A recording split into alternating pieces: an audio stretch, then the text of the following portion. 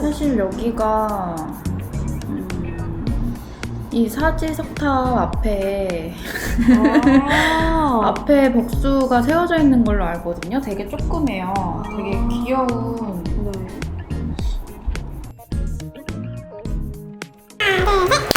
이거 원래 네. 익산에 있어야 되는데 네.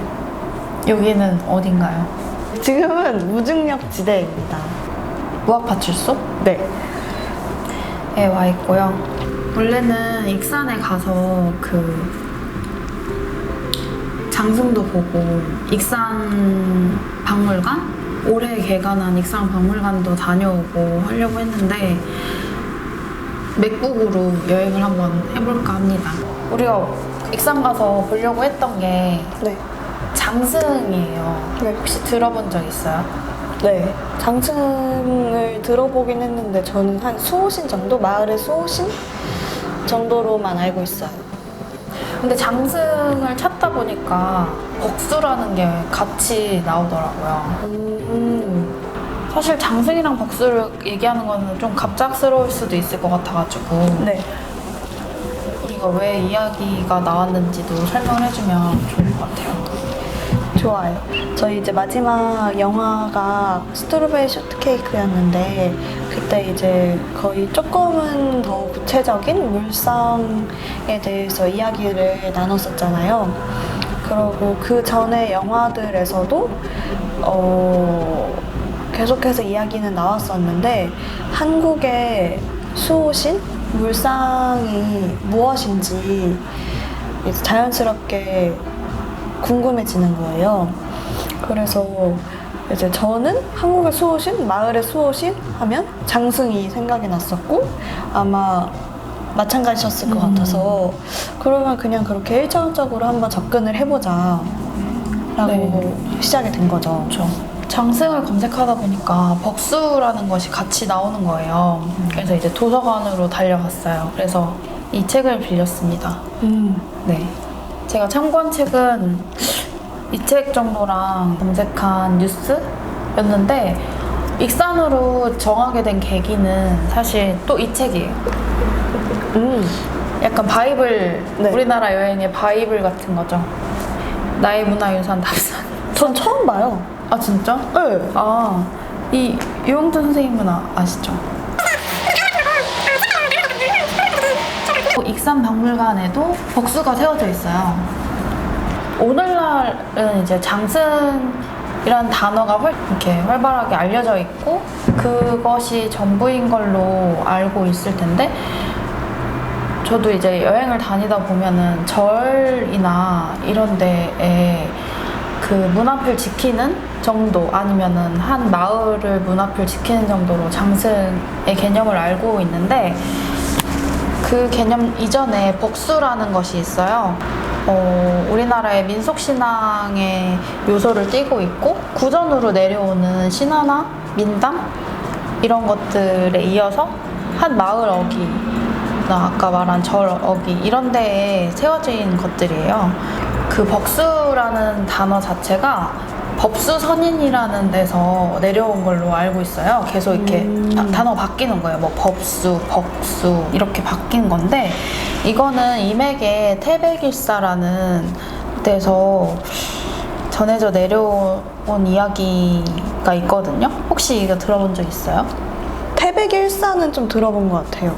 이제 제가 인터넷에서 찾아봤을 때에는 그 태백일사가 임액이 이제 만든 책인데 구성이 환단곡이랑 이 태백의 이야기랑 삼신오제본기 이 세 개가 합쳐진 책인 것 같더라고요. 자체가 어떻게 보면 그냥 설화에 가까운 내용으로 볼 수 있는 것 같아요.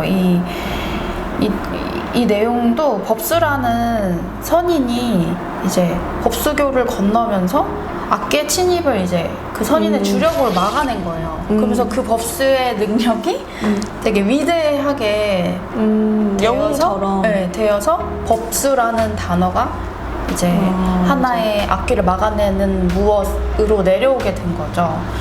그래서 법수가 이제 벅수로도 변하게 된 거고 그런 이제 흔히 장승으로 불리는 것 자체가 이제 나무나 돌로 만든 기둥 모양의 몸쪽 위쪽에 이제 장군의 얼굴을 새기고 그다음에 몸통에는 역할의 이름을 길게 써서 이렇게 세워놓는 거예요. 길가나 아니면 마을 어귀나. 근데 그런 민속 신앙 대상인 하나의 주물인 거죠. 장승이나 법수 자체가. 약간 신선 사상이 한껏 깃들어 있는 한국의 고유 사상에서 유래된 것들이라고 볼 수 있죠. 이따가 우리가 그 지도 여행을 할 거지만 그 돌 하나하나의 의미들을 다 담아서 거기에 이제 제를 지내기도 하고 특정 행위를 통해서 질병이나 재해, 침략 등의 불안으로부터 좀 벗어나게 하는 믿음 체계였던 거죠. 그 종교 이전에. 법수에서 시작된 게 벅수고, 그럼 장승은 뭘까? 또 그러네요. 보면은 장승은 조금 조선시대 쪽으로 넘어와서 생겨난 게 많은 것 같더라고요. 제가 조금 자료를 조사한 바에 의하면 장생 그리고 또 장승 이렇게 불려졌는데 명칭의 시작은 신라나 고려시대의 사찰 그런 이름표 뭐라고 해야 되지? 위치? 표로 장생표로 시작을 했대요. 그래서 그게 장생 그 다음에 장승으로 이어져 온 건데 벅수는 하나의 약간 인간신앙에 더 가까운 어느 한 수호체제였다고 하면 장승은 그게 벅수랑 약간의 맞물리는 지점이 있으면서도 또 따로 떨어진 기능이었던 거예요. 네, 따로 떨어진 개념도 있는데 계속 발달해 내려오면서 그 역할이 되게 많았던 것 같더라고요. 수호체가 있을 거고 이거는 벅수에 사실은 더 가까운 건데 오늘날에는 어느 정도 합쳐진 거. 네. 근데 전라도 영남 지방에는 그래도 벅수라는 그 이름이 조금 남아있는 경계표, 이제 마을을 나누는 경계표로도 사용을 했고 이렇게 시대와 기능 또 지역에 따라서 조금씩 차이가 있었던 것 같아요. 또 쓰는 사람이 계급에 따라서도 그 의미가 달랐다고 하더라고요. 그걸 오늘날 생각해보면 그 자동차를 타고 운전을 하면 서대문구, 은평구, 종로구를 갈 때 엄청 큰 표지판 같은 게 있잖아요. 어서 오세요 서대문구입니다. 안녕히 가십시오 은평구입니다. 맞아, 이런 맞아, 식으로 맞아. 기사를 보니까는 그 장승, 벅수의 성별을 일제시대 때 좀 나눴다고. 네. 그러니까 사실은 이게 제일 장승과 벅수가 제일 파괴된 시기는 아무래도 일제시대겠죠. 일제시대 때부터 시작을 해서 그런 산업화 과정이 일어나면서 우리나라의 도로가 굉장히 많이 뚫리고 바뀌었잖아요. 그래서 마을 어귀가 다 무너지면서 그런 이정표는 사실 필요가 없어졌겠죠. 그렇죠. 네. 그러면서 그런 것들에 또 이제 이게 돌에서 나무로 바뀌다 보니까 그거를 보수 유지하기가 힘든 거죠. 그 돌 자체는 이게 진짜 뭐 어떤 표식인지 구분하기가 어려웠던 거가 있었고 근데 나무로 바뀌고 나서는 또 그거를 보수 유지가 하기가 어렵고 하다 보니까 많이 사라지기도 하고 유지가 되기가 어려웠던 거죠. 그러면 이제 여행을 하기 전에 간단히 그 벅수랑 장승을 정리를 해보면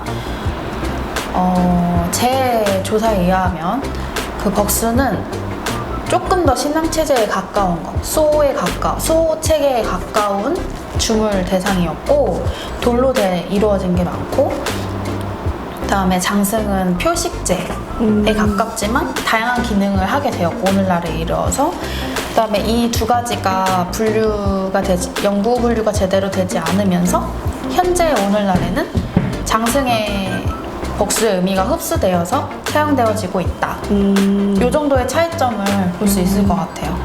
그렇군요. 그럼 수호신에 대한 이야기는 복수가 담고 있는 네. 거라고. 그쵸. 우리가 확실하게 구분을 짓자고 하면은 복수가 우리가 생각하는 장승의 수호 의미가 더 크죠. 원래는. 그런 거였군요. 네.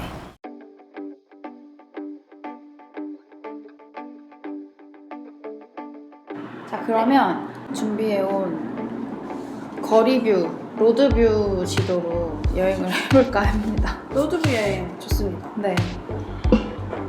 자, 출발합니다. 네, 어딜 첫 번째로 가나요? 우선 네.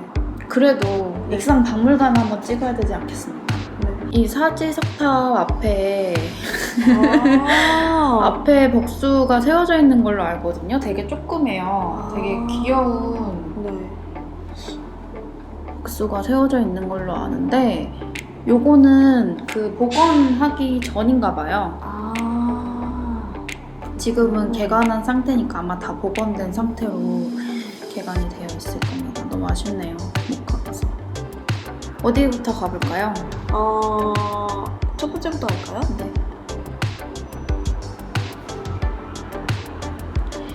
자, 여기서 보면 되게 그냥 벌판이죠? 네. 호벌판인데요? 네.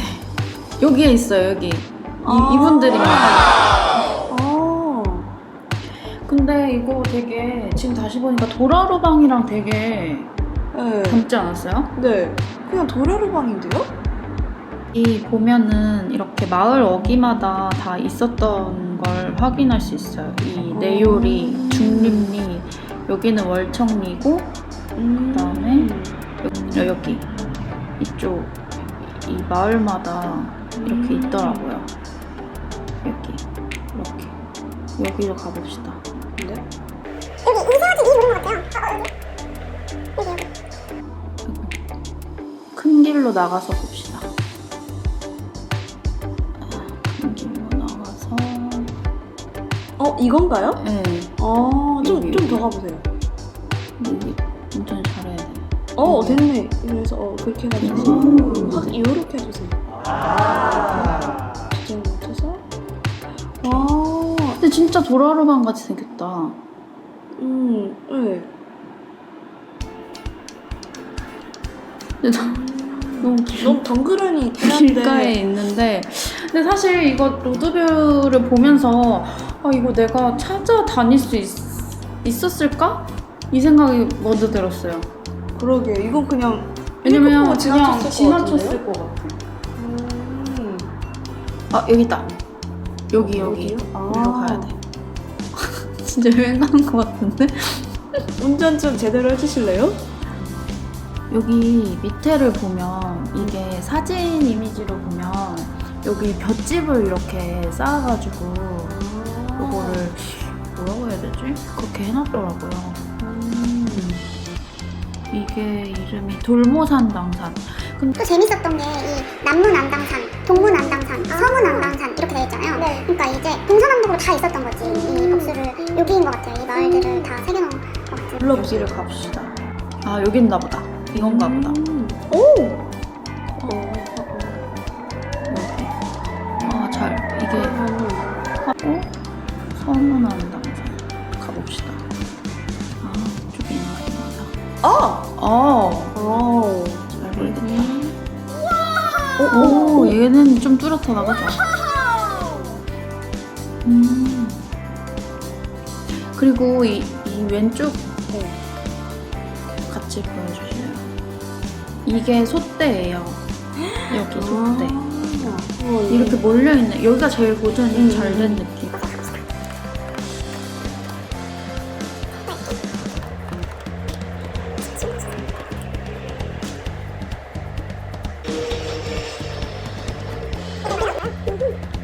여기 속대도